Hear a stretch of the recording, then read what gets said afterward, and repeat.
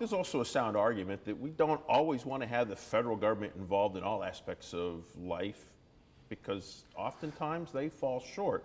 And sometimes private industry is more the petri dish.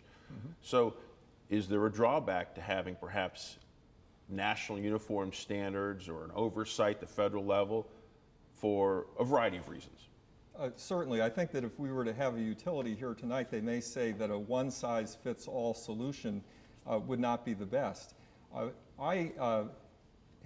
My personal philosophy is a light regulatory philosophy, and that was the attitude that I came to this problem with several years ago.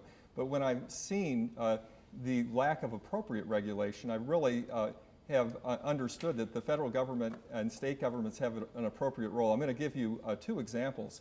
For example, power plants have no required federal security regulation, none whatsoever.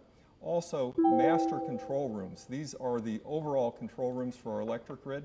There is no mandatory regulation for physical security. I think that those are significant shortfalls. If we were to say, for example, the commercial airline industry didn't need any mandatory regulation, I think that that would be a rough equivalence, and I think most Americans would believe that airline regulation is appropriate, just as electric grid regulation would be appropriate.